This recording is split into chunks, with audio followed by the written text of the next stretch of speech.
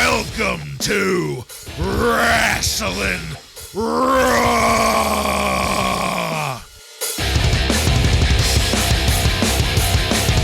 All right, you're listening to Wrasslin' Raw, the podcast that takes you back to when Raw became war and attitude ruled. Thank you for joining us. You're here with Ryan Arico. China has no business at ringside. Joe Giammatteo. Explosion.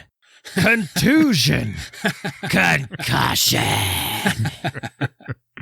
I'm the one and only Jason Bartlett, and we're going to examine WWE history, one episode of Raw is War at a time. In this episode of Wrasslin' Raw, we're going to be talking about the Raw that aired on March 31st, 1997. This Raw was recorded at the Peoria Civic Center in Peoria, Illinois, and features Vince McMahon, Jim Ross, and Jerry the King Lawler on commentary. Are you guys ready? I'm ready.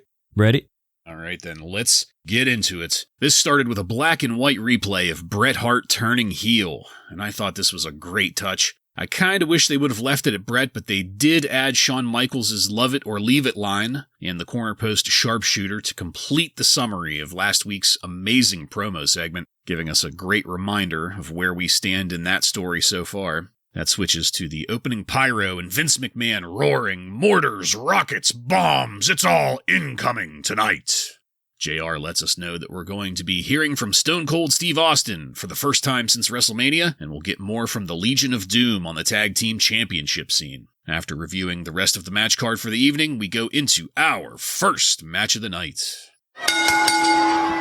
The British Bulldog, Davey Boy Smith, versus Owen Hart ends in a no contest in 13 minutes, with the British Bulldog retaining the European Championship as a result. There was a decent crowd pop for the Bulldog, but Owen got things started early by tossing the Bulldog into the ring stairs, then posting the Bulldog at the corner before ever getting into the ring. Both spots looked great. The video quality of this was pretty poor for me. I don't know about you guys, but it looked like they hadn't been able to, remaster or whatever, the footage for the cock. So yeah, something was up with it. Well, that, and it almost seemed like maybe they tried to add an extra camera or two, and they were cutting away too often. It was like they were making multiple cuts, and in one scene, you could even see another camera guy. So there were definitely something off with the production. Maybe more of those growing pains as they start to add angles and shit like that. Now, I loved Owen's vocalizations in this match. Just as an example, at one point he was yelling, "He's making me mad!" after hitting the Bulldog with some rabbit punches. At the next In Your House, the Legion of Doom will be taking on Owen and Bulldog for the tag team titles. And the action in the ring here was great, but there were a ton of split screens going on, whether it was replays or screen graphics for other matches. It was kind of irritating the hell out of me. I loved the Bulldog's reversal of an attempted knee lift, and I loved Owen's kick reversal in the corner. Both of these reversals happened at 100 miles per hour, and they looked fantastic. We cut to commercial on a great pile driver from Owen, and after coming back, the fast pace continued up to a little break spot with a chokehold. I loved the sequence of Bulldog kind of botching and also kind of sidestepping a missile dropkick from Owen, but then he was able to turn it into a sloppy application of a sharpshooter, and then Owen got out of that and maneuvered into a great enziguri that the Bulldog sold like hell. We got a split screen indicating that we might get a resolution to the Paul Bearer and Undertaker Van Zant scene that ended last week's episode. Hopefully we do get that, considering the way that ended. Referee Earl Hebner was here in the ring, and he, of course, got in the way and got blasted out of the ring, which was nice to see, and that set up some shenanigans with a steel chair. But that gave a bigger setup for Bret fucking Hart to come out, who prevents the Bulldog from using the chair on Owen, who tackles the Bulldog and pins Davey Boy with the edge of the chair to the Bulldog's throat, pointing the Hitman's pointer finger in the Bulldog's face and telling him to stop. By fucking God, I got goosebumps all over watching this. This was a fantastic scene. Bret was fending off Owen at the same time, and eventually gets up and is able to stay between the two, keeping them separated and off of each other. Bret gets a microphone and blames the fans for making the Hart family fight each other, giving a great heel promo about the breakdown of family values. And when I say great, I mean fucking phenomenal, because every single point he hit, almost every single point he hit, was absolutely true with minimal exaggeration. I almost shed a tear when they got to professions of brotherly love. This was fucking perfect. This segment ended with JR saying, "Brett says Americans don't have family values. Well, we couldn't disagree more." And that's followed by Sonny's "I Know You Want Me" music. And that's where I'll end this. Guys, popping my ass off is an understatement. Not only was the action in the ring amazing to watch, the confrontation and storytelling afterwards was top fucking notch. Ryan, please get us started on this match. I couldn't agree more with just about everything you said here. You know, the match was great right from the start. Owen does that baseball slide, tossing him into the stairs. I mean, they started it off 100 miles a minute right here, and it looked great. It always does. I mean, this isn't the first Davey Boy Owen match we've seen, and it's probably not going to be the last. And we rave about it typically every time because they're both solid wrestlers, and these guys have wrestled together a million times, and they know how to put on a good show with each other. But all of their wrestling paled into, Joe, you called it last week. Yep. Here it was. Yep. Bret Hart coming out to stop the fighting. If I was going to give one complaint, it was that we had months and months of this taint-tickling buildup only for it to be stopped right in the middle of it and I guess thrown away. I mean, by the way that this ended, you know, that feud's going to be done. That bubbling to the surface, it kind of happened for almost a week, and now it's done. So that would be my only complaint, and that is my only complaint, because Bret Hart came in here and he picked up right where he left off last week. This was just as good. Bret Hart mending the fences with his brother, stopping Davey Boy from attacking Owen, and bringing the Hart Foundation back together to the roaring boo of the crowd. I mean, it was perfect. I loved every moment of it. Yeah, this is quite a ride as a wrestling fan here. It totally flipped me, because going into this, I have to say I was not very excited for this. We get tag team partners going against each other again. This has happened multiple times, and I'm just wondering, why is this happening? If I was explaining this match to a non-fan or someone who doesn't watch every week, I would tell them these guys are tag team partners, and if they asked why are they fighting, my response would be, I have no idea. Yeah. But then totally flips when Bret comes out and does some of the finest storytelling that we've seen in a long time. One of the things about Bret is he really understands pacing. Like he takes his time. He doesn't rush things. This was just great storytelling all around. The stuff he was saying to Owen about being his brother and these people have ripped us apart. All of that stuff, for some reason, to me, had Jim Cornette storytelling written all over it. Like, I feel like Jim Cornette probably talked to Bret in the back and went over some bullet points before he went out there. Everything they talk about here makes sense. It lines up because everybody's a heel now. Bret is a heel, and so are these two guys. So everything makes sense. And I also want to give credit to Jerry Lawler for the crying. Absolutely. Yeah. Talking about how emotional it was. I thought that was fucking hilarious. And really, all episode, Jerry Lawler did a great job. Yeah. Right. And also the looks that Bret was giving while they're hugging. The looks to the crowd, the looks he was giving to Vince McMahon. I mean, if looks could kill, really great storytelling from everybody here. Yeah, completely agreed. And I guess if I had to throw out one critique, it would be, both of you mentioned how we kind of were in the middle of this story and things kind of got flipped at the last second here, I guess. Part of that is also the Bulldog's kind of babyface turn. Yeah, it was a soft baby face turn. Yeah. I mean, the crowd was cheering for him for the last 2 months, probably. Yeah. I mean, we were almost there with the Bulldog being a crowd favorite, but now that's all done too. Which I'm not really complaining a ton. It's just, I don't know. Things are much better in this direction, not just because we know where it's going, but it's just something about it just feels more correct, I guess. It almost felt like the brother versus brother angle was getting stretched and applied to Owen and Bulldog, and with that, it was getting old, you know? All right, let's keep it moving here. As I stated before, The next segment begins with Sunny vamping down the entryway in an amazing black dress. And when Sunny got to commentary, the King kisses her hand before moving over to sit next to JR. JR says, "Maybe you should sit over that way. It would be all right with me."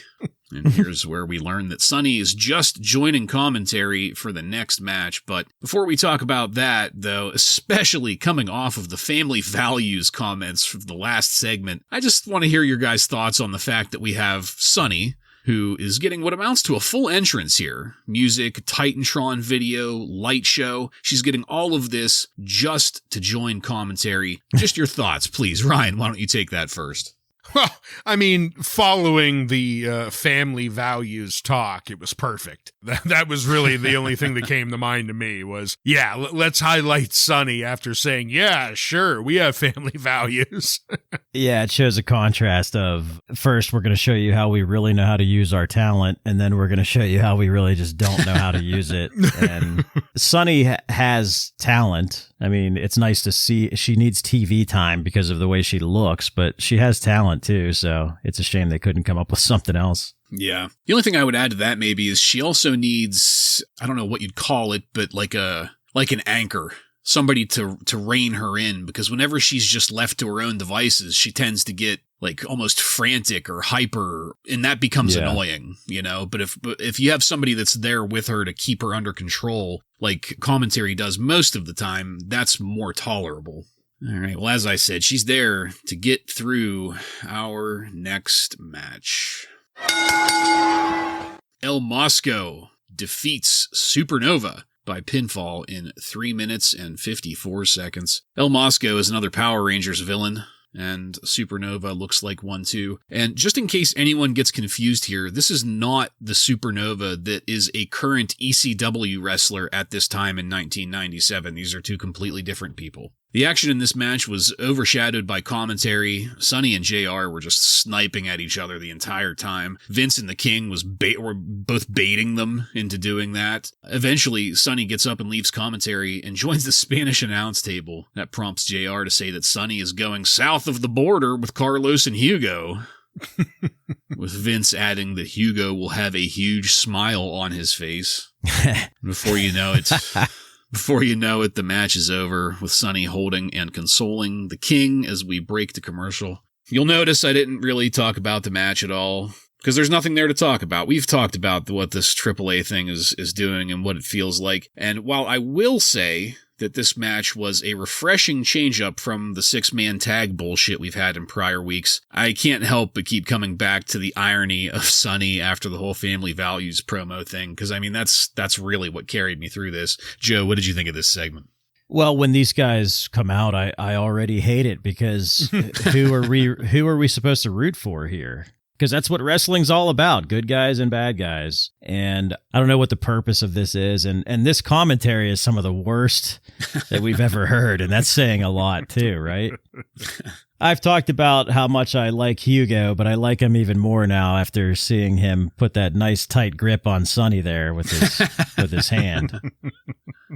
You know, as you said, we don't know who we're supposed to be in the corner of. That has been the biggest misfall with these AAA wrestlers, is the zero buildup. Because this match, we did finally get away from the 3-on-3 garbage matches that we've been getting. And I don't know, maybe those were tryout matches, because I do think that these guys performed some of the best we've seen out of the AAA wrestlers. I mean, there were some hiccups and botched flying moves and some telegraphing, but there were some good-looking moves, too. Some high-flying stuff here that didn't look bad. But it was completely ignored by split screens and the announcers and just all the antics that we could talk about, because we haven't built up this match, so there's nothing to really talk about. So, yeah, it just ends with the crowd just as excited as when it started.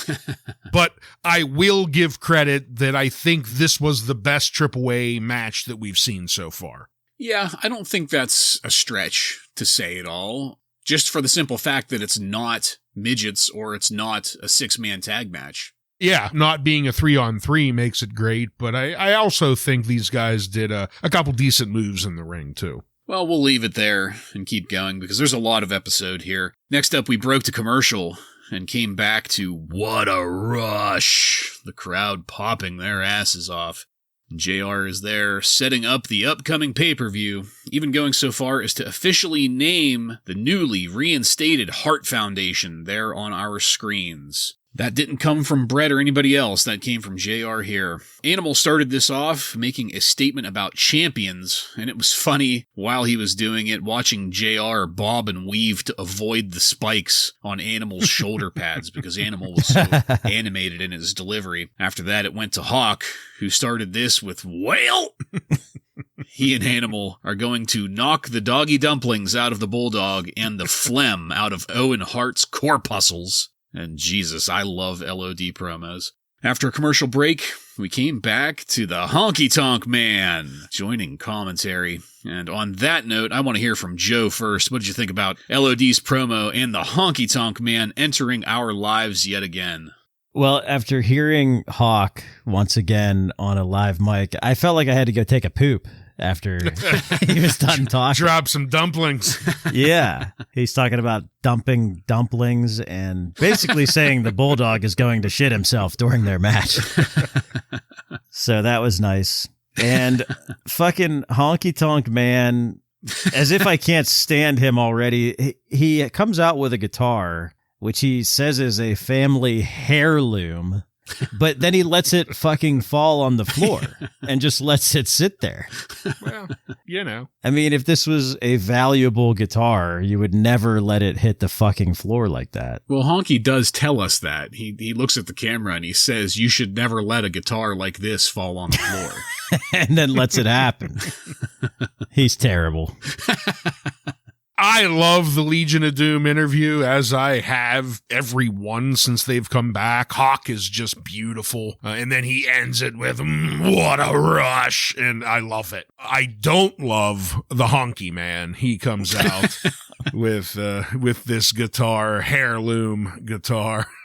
And I don't have anything else to say about Honky. It's a heirloom, Mac Man. Mac Man. Well, let's get into our next match.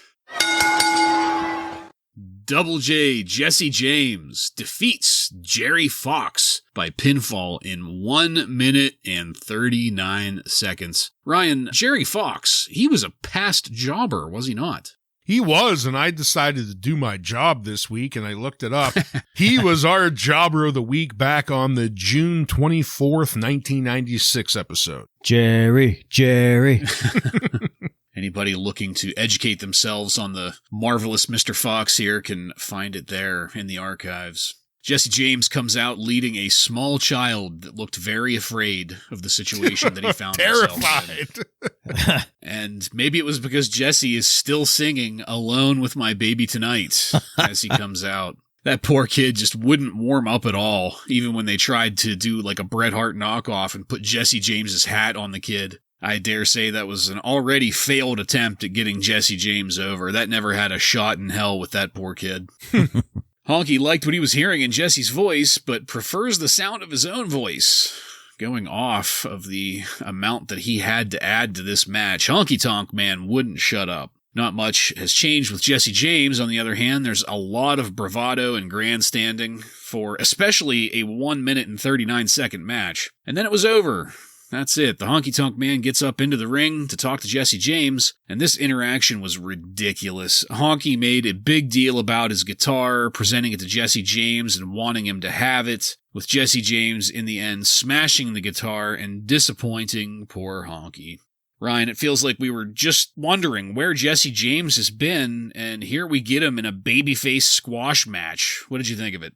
I thought it was pretty funny that the Road Dogg, fresh off of his popped drug test, comes back and they send him out there with this little kid. And the little kid looks terrified, like he just tried to push some drugs on him or something. He's no selling, brother. Yeah, this kid was not happy. And neither should of Jerry Fox, because he was definitely given the jobber treatment. No introduction. Vince doesn't even know his name when it starts. He calls him Jesse's opponent. JR has to chime in with Jerry Fox's name. A Honky Man comes in, congratulates Jesse, and then Jesse breaks the guitar. I guess I didn't care about this segment because I don't care about the Honky Tonk Man. So I don't care that Jesse would have joined him or not. The only thing that stuck out to me was when Jesse decides to give the Honky Tonk Man a little bit of his mind at the end here before he walks off. He really is starting to sound like the Road Dogg here. Just his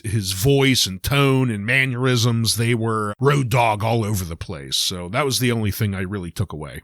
Honky Tonk Man came out here, and we already know our thoughts on that, where I stand there too. But then Jesse James comes out singing with this kid, and I'm just thinking, like, what the fuck are we doing? What is this? And this kid is frightened. And I thought, why are the people there not booing the shit out of this? Like, I would be booing so loud during that whole entrance. But our boy Jerry Fox was overselling like a true old school jobber during the whole match, and I liked that. All the shit after, I mean, it was terrible with Honky Tonk Man. It would have been cooler in 1987, maybe, not 1997. Yeah. I was hoping he would smash it over Honky Tonk Man's Me too. head. That's where I thought it was going. Yep. And he didn't. And man, do I get Cousin Eddie vibes from Jesse James at this time, like especially when he does like the goofy dancing. I'm just like, man, he looks like fucking Randy Quaid. Yeah, I mean, this was, I would go one better, Ryan. Not only do I not care about the Honky Tonk Man any more than just to make a joke out of it, I also don't care about Jesse James at all. He had that absence, and now he's back, and I could not care less. Maybe if I had to pick a highlight of this, it probably would have been Joe, like you said, Jerry Fox selling the shit out of things. At one point, he reminded me of Rip Rogers right before the finisher. Jesse James had him in the, what was that, like an arm bar / abdominal stretch up into a pump handle slam. And whenever he was still in the stretch, Jerry Fox was just screeching and making facial expressions just like Rip Rogers would have. So after a commercial break, following that, we come back to the Cool Borders Slam of the Week, and that was China body slamming Bart Gunn on Raw last week. Perfect choice. Yeah, and this was the only material in between matches, so just briefly, guys, and we'll go with Ryan first on this one. It's starting to feel like the burial of Bart Gunn started well before the Brawl for All. What do you think? Oh, it certainly did. That was why he was given Jobber of the Week way before the Brawl for All. So, yeah, for sure. Yeah, this was a chef's kiss. I could watch China slam the shit out of Bart Gunn every week. Well, something that is not chef's kiss. PG-13. Oh. They're going to wrap us into our next match. Crush and Savio Vega with the Nation of Domination defeat Adam O'Brien and Rod Bell by pinfall in 3 minutes and 17 seconds. And Adam O'Brien is our Jobber of the Week. Take it, Ryan. Thank you, Bartlett. Adam O'Brien is this week's Jobber. Adam O'Brien was born Adam Pierce on June 24th, 1978 in Lake Forest, Illinois. Adam has gone by the ring names U.S. Marshal Adam J. Pierce, Masked Spy Master 2, Scrap Iron Adam Pierce, Tommy Lee Ridgway, Adam Pierce, and finally Adam O'Brien. He was trained by Sonny Rogers and made his debut on May 16th, 1996, while still a senior in high school for the Wisconsin-based promotion Mid-American Wrestling. Adam spent the next 9 years wrestling for many different indie promotions in the US, Canada, Mexico, and Japan. Both CM Punk and Colt Cabana credit Pierce as being a mentor for both of them while they entered the business during this time. He had 3 matches with the WWF as one of those local territory jobbers that the big promotions used as they were touring from the various small towns. All of his matches for the WWF were in 97. This match was the first and his last coming on May 5th episode of Raw, losing to Ahmed Johnson as the first entry against Ahmed in a gauntlet match.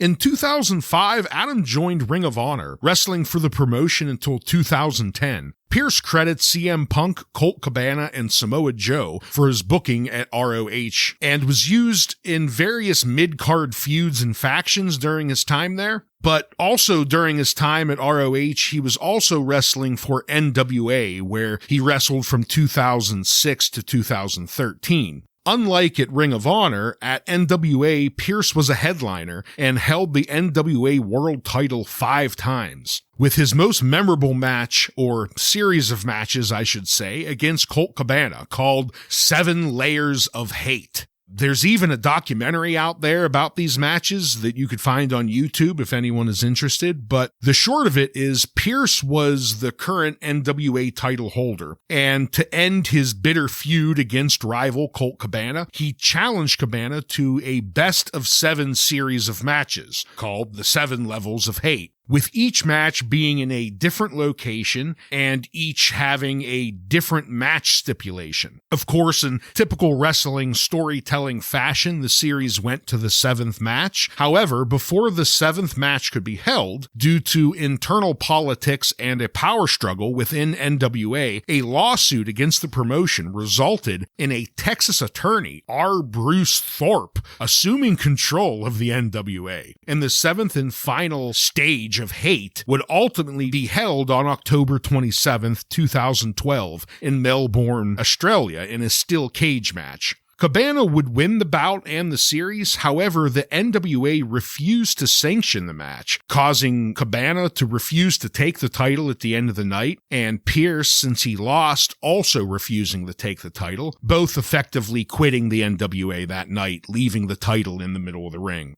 In 2013, Adam would return to the WWE as a trainer and producer, and quickly rose through the ranks backstage. By 2020, Pierce was being used as a on-stage authority figure, and is currently the Raw and SmackDown, I guess, show manager? He's not the general manager, but he's not just a normal official, because he has the power to make and take people out of matches, but anyway, he's become a pretty popular figure as of late, showing up fairly often in small segments with some of the biggest WWE superstars. His most recent appearance just last Monday, as we record this, on the February 13th, 2023 episode of Raw, where Chelsea Green was complaining to Pierce about her booking the week prior being forced to wrestle Asuka without any warning, and demanding Adam put her in the upcoming Women's Elimination Chamber match for the women's title, which Pierce declined.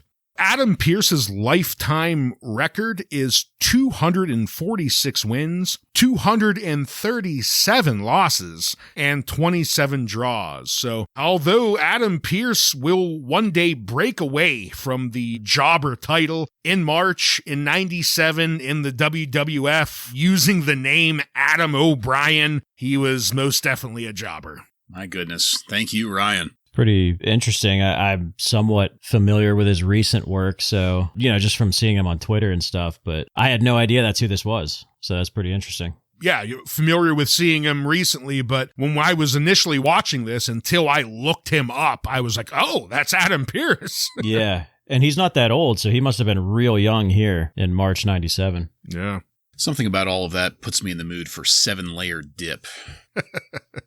Now, back in the match here, we got the rundown of Farouk's injuries from JR, those being a punctured lung, bruised ribs, and a separated shoulder. Savio was looking good against Rod Bell, while Jerry Fox was getting double-teamed by PG-13 at the outside.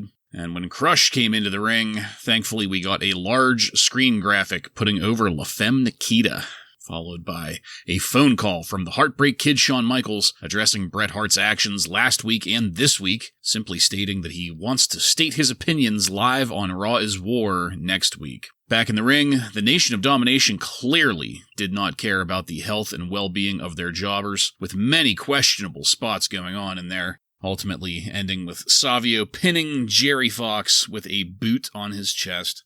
Joe, with this, we got a heel squash match, and it felt like it was mostly to just keep the Nation fresh in our minds. What did you think of this?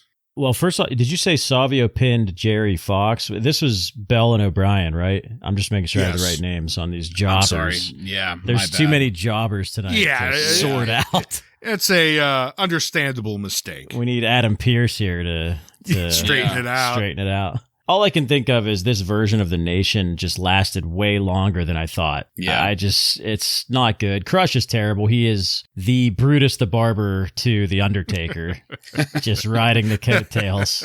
My goodness. You know, we get Shawn Michaels on the phone. He says he's going to address Bret Hart next week. That's something to really look forward to. I like that little taint tickler. I did like the cover by Savio, that arrogant, foot on the chest, fist in the air cover. That was nice. Cover. Yeah. I like the one line from JR talking about the Nation. He said, "They're a street gang. They're a bunch of dogs is all they are." Good description. This was just really a beatdown of these jobbers, There wasn't really much going to happen, which was expected when you see the names of the people involved here. But Crush, he just really needs to go. I mean, I'm just going to say that every time he's in the ring. I'm just going to highlight that. But this was one of those classic we don't give a fuck jobber matches, though. We get Shawn Michaels on the phone. We haven't had one of these phone call-ins in a while. And then it was over. And I completely agree with the Nation. They just kind of seem to be treading water right now, trying to figure it out. And I'm glad they eventually will, but it is taking a little bit more time than I remembered it took. But that's just the way things go, I guess. Yeah, it has been really strange because, we get the hints of everything else, but then they keep on coming out. They keep on rapping. They keep on doing all this other shit. So every time I hear the voice of Woofy D and Icy Wolf or whatever the fuck their names are, every time I hear it, I die a little more inside. They're even shittier with Farouk on the shelf, too. Yeah. Bum rush ya mother, I believe is a line. Whatever the hell that means. All right, well, let's keep it moving here to a video package putting over Joe's most favorite wrestler, the world's most dangerous man, Ken Shamrock. Oh. We got some video of Ken applying the ankle lock to Billy Gunn, then footage of Ken and his painted-on ref outfit from WrestleMania. Next week, Ken will be on Raw for a no-holds-barred exhibition match. Hoo-hoo, how about that? The second hour of Raw is War starts with Vince yelling explosion, contusion, concoction. And that is followed by Paul Bearer coming out to the ring with what sounded like original entrance music. This kind of put me aback. Like I couldn't tell if it was maybe just something maybe the Cock threw in or if it was something that added slapdash at the last minute, but I never heard Paul Bearer music. This was very distinct from Undertaker music or anything else. I maybe one of you guys can correct me here, but pretty neat to see Paul Bearer getting his own music for once. We got highlights of the end of Raw last week, clearing up what actually happened. Remember, we had that clusterfuck of people talking over each other. The Undertaker, Van Zant was there, Paul Bearer, Mankind, everything going on between the ring and the Titantron. So what actually happened was that Paul Bearer was begging The Undertaker to take Paul back. Mankind, on the other hand, wanted Paul to take Mankind back. In this segment, Paul Bearer begs The Undertaker to meet him face to face, which again, to me, did not sound like something Paul Bearer would say or do. That scripted feeling is leaking from Undertaker Van Zant. But the lights flicker and the bell tolls with The Undertaker coming down the entryway to meet Paul Bearer there in the ring. And I didn't remember seeing a giant wooden casket getting rolled out to the ring, but it's there. And The Undertaker, in his immense wisdom, locks it to make sure that there aren't any shenanigans, nobody coming out from inside that thing. And The Undertaker gets in the ring and tells Paul Bearer that he can't forget, but he can forgive. And he hands the belt to Paul Bearer and then punches the shit out of him. The Undertaker stalks Paul Bearer around the ring to the entryway, and just as The Undertaker's about to hit Paul on the head with the urn, Mankind comes out from under the ring. The Undertaker senses it, though, turns to hit Mankind with the urn, but Mankind produces some kind of fireball. Hadouken! Yeah. Blinding and or harming The Undertaker so that Taker falls down to the ground. Paul Bearer and Mankind hug, but then Sid comes out of nowhere, chasing Mankind out through the crowd. The Undertaker has been blinded. He's swinging at officials, trying to help him, and he falls over the crowd barrier into the crowd, where he wisely stops blindly swinging. After a commercial break, we went to Psycho Sid for comments. Sid is apparently upset that Mankind is messing with The Undertaker, and that's it for explanations as far as Sid goes. You know, guys, I was mostly good with this, surprisingly, up until the Fireball and Sid. That's where I just, what the fucked out of it. Joe, what did you think of this? Well, going back to the explosion contusion shit with Vince, that's them blowing off the pyro in the middle of the show to start the second half of Raw is War. That's another thing they took from Nitro, by the way. So Nitro used to do that in the middle of their show. They switched commentary up a little bit too. They did, right? yeah. They did. Another borrowed idea there that adds a whole new element to Monday Night Raw. Paul Bearer coming out to that strange music. I'm not sure what that was either. Maybe Jim Johnston just threw something together. I'm not sure why they wouldn't just use Mankind's music, but I guess maybe that was part of the storytelling. Like, hey, Jim, throw something together because Paul's going to come out and try to hook up with The Undertaker again, so we don't want him using Mankind's music. That's the only thing I could think of. But I like this taint tickling with Paul Bearer wanting to return to The Undertaker. It feels like a setup. I mean, you can tell. Yeah. And to me, that's pretty good storytelling there. Paul's voice kind of sounded a little funny, a little raspy, a little more raspy than it normally is. It wasn't as high pitched, so he must have been losing his voice a little bit. But the other thing about Paul is, I mean, it's well documented now, like how much trouble this guy had with his health and his weight. And he's taken a lot of bumps here in the ring lately. So that's, I don't know, that's a little unnerving. But for me, the Fireball, I kind of liked it. I thought it went pretty well. I thought it worked pretty well. And it kind of gives it that classic movie style good guy versus bad guy stuff here, which is what these guys were doing for months before this. We're kind of getting back to that, which is good. But then Sid gets wedged in there. So I don't know. That kind of kills it a little bit for me. But I mean, anything between Mankind and Undertaker is going to be good stuff. And the other thing I thought was funny was this man needs medical assistance. The Undertaker has had fire blown at his face. So he goes through the crowd and people are like cheering and patting him on the back. like, yeah, Undertaker, yeah. He's like, you know, in clear need of medical assistance. So I thought that was pretty funny. So Paul Bearer coming down to his own music, I thought was interesting because, Joe, I think you're right. I think it maybe was to show he had no allegiance, or at least, you know, try and show the facade of that. So that's why he wasn't coming down. But it was interesting to see him having his own music here, which I don't think we ever heard before. I really loved The Undertaker pulling out that Allen key and locking the casket. To me, it's something you don't expect to see, but I don't know. There was just something about that I really enjoyed. A bit of realism or something that it added. I don't know. But then the interaction, really everything about the segment was an improvement over last week. We understood what was going on. Undertaker ditched the Zan Van hat.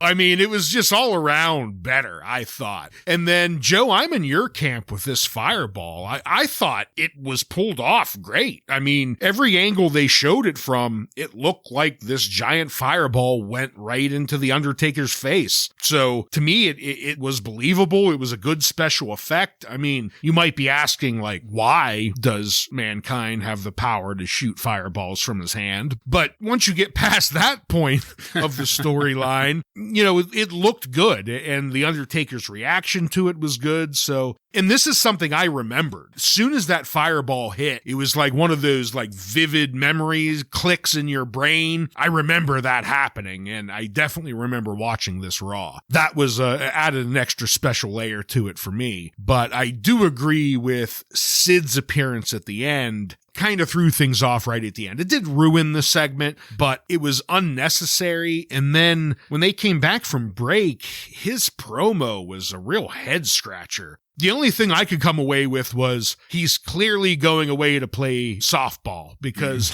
this was just a complete pump up of The Undertaker. Like, how dare you, mankind, threaten The Undertaker? He's gonna get you. I'm out. See you guys later.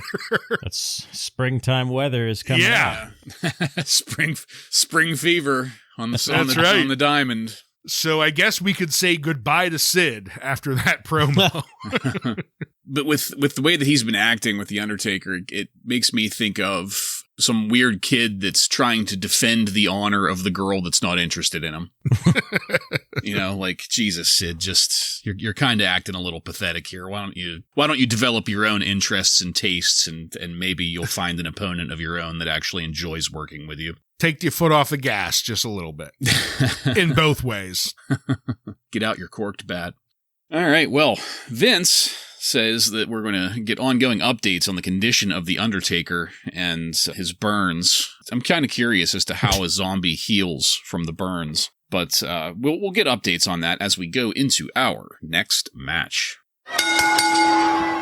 Goldust defeats Hunter Hearst Helmsley by disqualification in 11 minutes. During Hunter's entrance, we got another replay of Chyna ragdolling Marlena at WrestleMania 13, and it was still entertaining as hell. For the record, Chyna has been barred from the ring for this match, while Marlena is still recovering from broken ribs at home. So she has no business being out here, is what you're saying, if she happens to come out. None at all. That's what he's saying. Yes.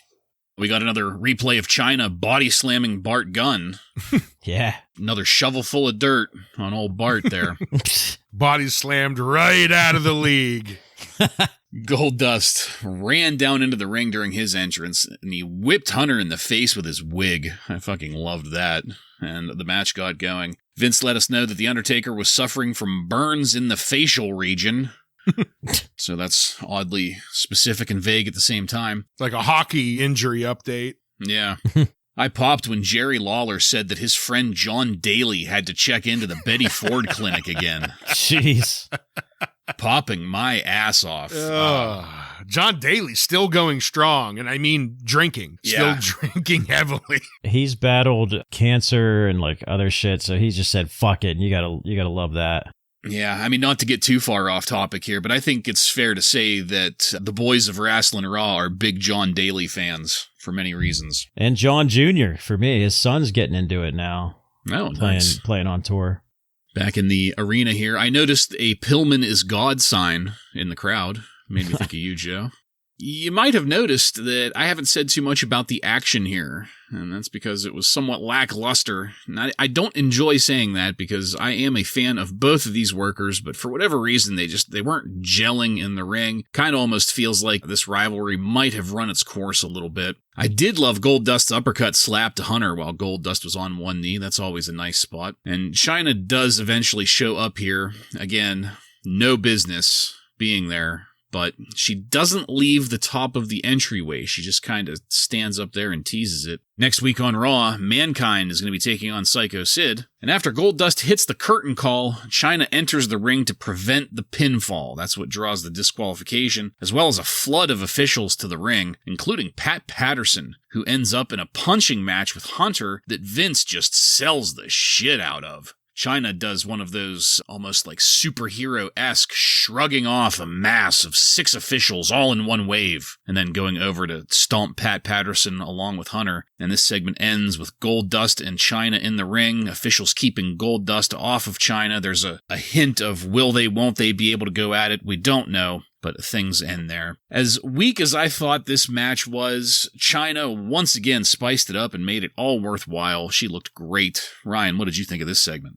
Yeah, I agree with you that this match wasn't the best. I didn't hate it. Like, I thought the ring work was solid. It's just this feud has completely run its course. We've seen these guys, go at each other so many times that I just don't think there's much more to offer the fans between these two. And it showed as the commentary all but forgot about the match. And some of the commentary stuff was great. I mean, you brought up some of the stuff with the Betty Ford clinic.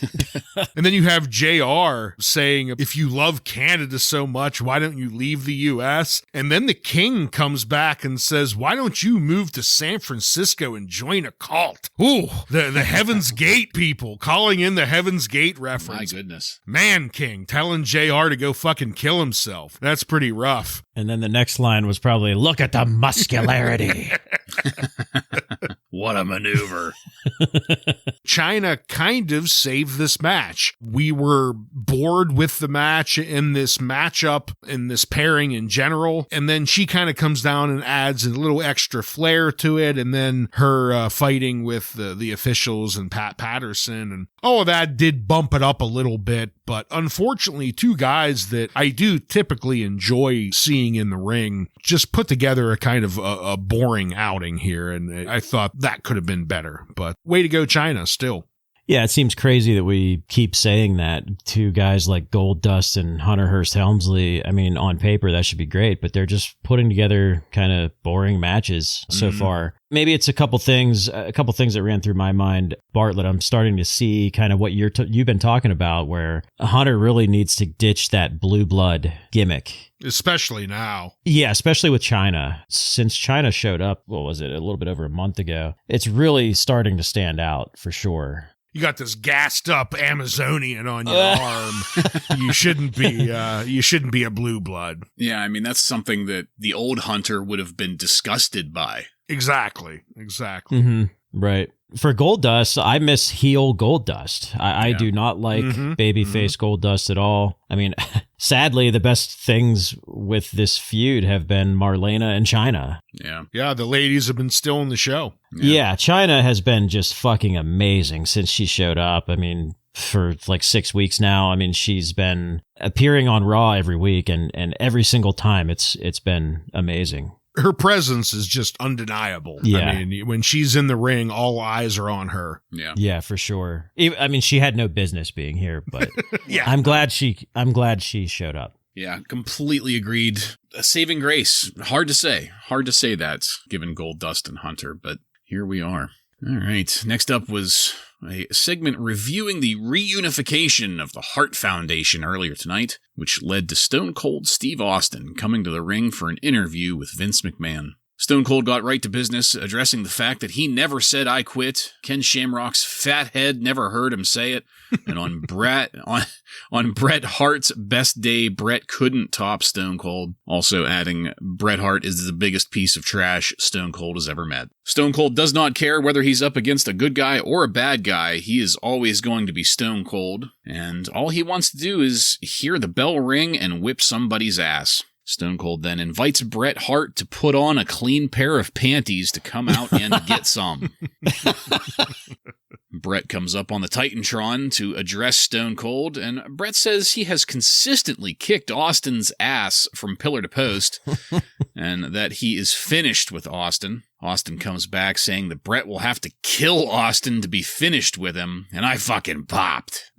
Stone Cold finished strong here with lines amounting to putting Bret in his grave, and we moved on. Guys, I enjoyed the hell out of this segment, not just because of the content, but also because it seems like the talent are quickly getting the hang of interacting with the Titantron. You know, since it's been introduced, we've had a few instances of people talking over each other and things getting, pretty mucked up. That final segment last week between The Undertaker, Mankind, and Paul Bearer, a peak example of that. But this exchange, it wasn't perfect, but it gave us a really good look at how our stories are going to be told in the future. Ryan, what did you think of Stone Cold's interview here? I loved it.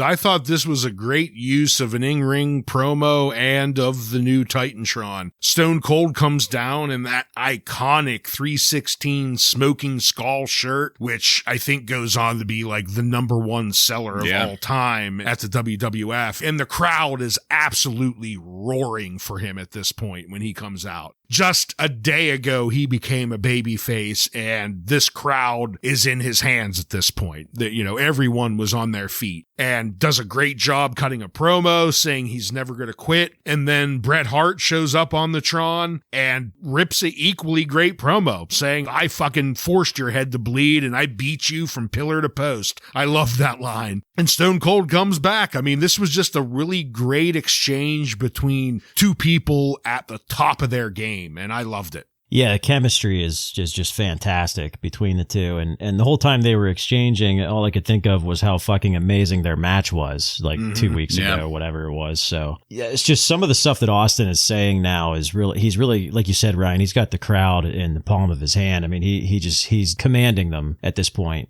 And his delivery is definitely changing now that he is basically a full-blown babyface. And you can see it with the crowd, their reactions. What makes him so great is that he's blurring the lines of good guy versus bad guy. He even sort of alluded to that here, kind of poking fun at that logic. And that's what makes him so great. He's not your typical babyface, but the people love him. Yeah, completely agreed there. And I was trying to think, you know, Ryan, you'd mentioned about Stone Cold's shirt and it being the #1 selling t-shirt. How often up to this point have we gotten superstars wearing their own merch out to the ring? I'm trying to think. Because, I mean, it eventually becomes policy. I mean, you had Barry Windham wearing... Well, I was just going to say that's true. That is true. Yeah, that's a really good point. You don't typically see Shawn Michaels come down in his airbrushed denim jacket of Shawn Michaels. Really, Hulk Hogan was probably... Yeah. I mean, that's probably the only name I can think of, really, that's, you know, advertising the name all over his merch. And... you know, it ends up becoming a policy for these people. Like I think because of Stone Cold. Well, yeah. But just one more thing that we're seeing that starts, or I should say, game changer. Yeah. Total game changer. Yeah. A unforeseen background thing that he also changed. Yeah. It's amazing how much of the industry he changed. And this is just another thing. So last week, towards the end of our episode, Bret Hart had attacked Rocky Maivia whenever Rocky was going up against Leif Cassidy. That was the setup for our final match of the night. Rocky Maivia defeats Bret the Hitman Hart by disqualification in 13 minutes to retain the WWF Intercontinental title. I noticed at the start of this that Bret doesn't have a Titantron video yet. He just comes out to his music. There's no imagery getting thrown up there for his entrances. After things got off to a slow start, it got even slower with a view of Tony Atlas in the audience. Dragged me down just a little bit there. Being stomped on. A size 13 high heel. And that slow start continued into a slow match. It's amazing how I currently have zero enthusiasm for Rocky Maivia. And, you know, he had a really exciting start. What was that, 2-3 months ago at this point now? We were happy to see him. We were constantly remarking on the little things that would pop up. Like, hey, that looks like hints of The Rock to come. That energy, that presence. I remember us just very much being up on Rocky, even in his greenness. But as time has gone on, that shine has really begun to fade for me with some of this stuff that he's doing. Some of the stories that he's a part of. It feels like he's being dragged down, but I can't see exactly what's doing the dragging. It felt like commentary were really trying to carry this match as we went into a commercial break, and when we came back it felt just as slow as it was before. Rocky gave us a really good-looking fisherman suplex, but that was before some grandstanding that was a bit much for me. Bret ends up putting that ring post sharpshooter on Rocky, which is what draws the disqualification. But that draws Stone Cold Steve Austin out to work over Bret Hart. But that also draws Owen Hart and the British Bulldog to beat up on Austin, inspiring JR to yell, "This isn't a family reunion, this is a family mugging!" And then the Legion of Doom came out, chasing everyone away. And that's where we faded to black. Guys, I wasn't very up on this match, not just because of the pacing, but because, much like the audience in the arena, I was waiting for the inevitable schmoz finish. It was really telegraphed here, with the only real surprise being the Legion of Doom, and that only barely made any sense to me. It felt like throughout the entire second half of the match, the crowd were spending just as much time looking at the entryway, waiting for somebody to come out, as they were watching the ring. Joe, what did you think of this match and the way that Raw ended tonight? Well, when you look at this in current day, Bret the Hitman Hart versus Rocky the Rock Maivia, you'd think, well, this should be a good one, but it's not, and it's probably mostly due to Rocky just being young and green. But yeah, pretty disappointing. This might be the only TV match ever between these two. I'm not sure if they're going to have another match before Bret leaves, but yeah, just kind of disappointing here. And Vince McMahon was annoying the shit out of me by overselling this Bret Hart story. Like, he just kept going on and on about how Bret's a heel now and hates American fans. Like, I get it. Maybe some people are just tuning in now, but like, come on, don't overdo it. Yeah. It was just distracting to me. And some of the shit that Rocky does is just really lame, like all this hype up stuff that he's doing. And some guys just suck and others just need to adapt and change. And clearly he's going to be the latter. So, you know, we just have to put up with this for now, but hopefully that'll change soon. We'll see. But Earl Hebner sucks too. I just want to point that out. Yes, good call. The figure four around the post is a great move, but I feel like the camera angle needs to be a little bit better because something I noticed, so like when he's applying that move, the opponent has to hold his foot up so that he can not slam his head on the floor. And they were like right fucking in on it. Like, Rocky's holding his foot. So why would you do that as an opponent, you know? So they need like a better angle. And then the fucking chasing around the ring, all I could hear is the Benny Hill theme song in my head. I mean, that was such a goofy way to finish this show.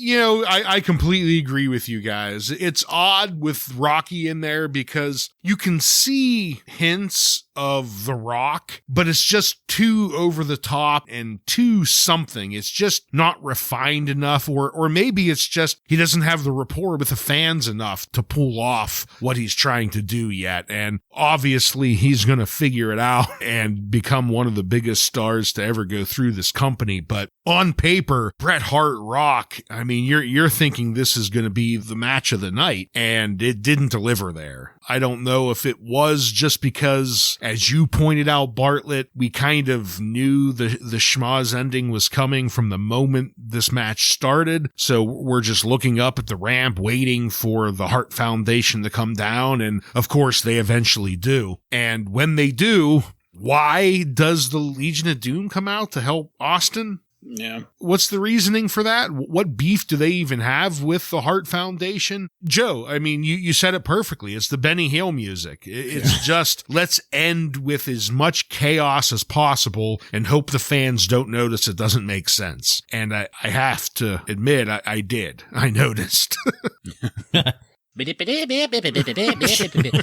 So the only thing that I can think of as to why the Legion of Doom would be out there is that they have been going on about wanting the tag team belts, and Owen and Davey currently have them. I mean, that's not necessarily a reason to run out here, because they're not going to get the belts running out. But I mean, I don't know. That's the only thing I can think of. Yeah, to me, it would make more sense if Owen and British Bulldog were like beating up on another tag team, and then LOD comes out to beat their ass, or interrupt a tag team match, or something. Like Ryan said, it almost looked like they were helping Stone Cold Steve Austin, and why the fuck would they do that? You know? Yeah. Well, you heard it here, folks. Next week we're going to have Austin and The Rock as a new singles tag team. I'm just kidding. The way that the tag team division's been going, I mean, I wouldn't be surprised. But as I said, we faded to black, so let's take it on over now to highlights and lowlights.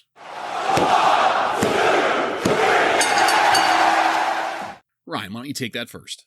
So my highlight has to go to the Hart family reunion. This is just fantastic shit that I am thoroughly looking forward to. I don't care about the teasing for these months with Owen and the Bulldog just pretty much being pushed aside.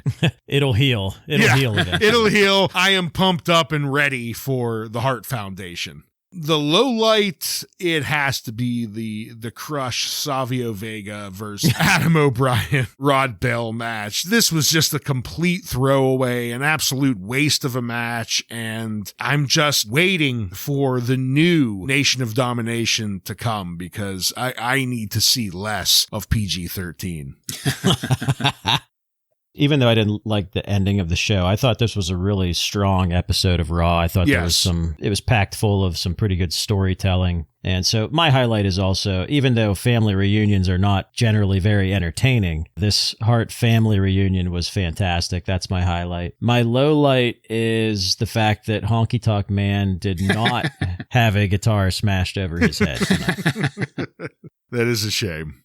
Well, my highlight is that we got to see the Honky Tonk Man. I'm just kidding. My highlight was the reunion of the Hart Foundation, obviously. I mean, that segment had me popping my ass off. But I do want to throw an honorable mention to Jerry Lawler here. Lawler was fantastic throughout this entire episode. I mean, really putting over the family reunion, and he drew that shit out throughout the entire thing. And just telling JR to go kill himself. Yeah, I mean, he was pretty damn solid throughout all of this. So honorable mention to him. My low light, I ended up having to go with Rocky versus Brett, simply for the fact that both myself and the live crowd spent most of the match watching the entryway for the obvious run-in. It was so blatantly telegraphed.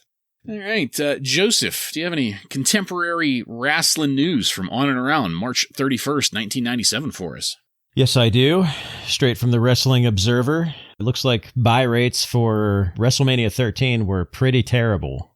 Ooh. 0.77 buy rate, which Dave says cannot be spun as anything but a disaster. Damn. For comparison, he said last year's WrestleMania did a 1.2. Shit. 1.2 compared to 0.77. I would agree. That's quite a disaster. It's just hilarious to think back because it's such an important pay-per-view. Right. Yeah. We think about that shitty build-up, too. Yeah. It's not surprising. Yeah. The pay-per-view on April 20th was going to feature a match between The Undertaker and Vader, but Vader is injured, so it was changed to Mankind. So I know you guys are upset. Yeah.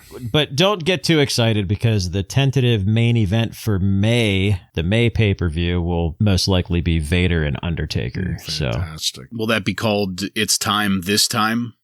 Yeah. This time it's time? Farouk, it sounds like he did actually suffer a separated shoulder, bruised ribs, and a punctured lung after taking a bump off the middle ropes to the floor during the Chicago street fight. I don't remember seeing him have any issues, but yeah, that's what happened. And he is scheduled to make some appearances, but will likely be out of wrestling action until at least late April. So with that said, this whole Ahmed Johnson versus Nation of Domination match will likely be postponed until the next pay-per-view.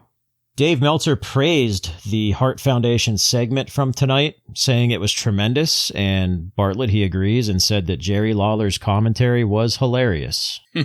The April 7th episode of Raw might be missing some big names because the WWF will be doing shows in South Africa during that time. So we might be getting we might be scraping the barrel next week.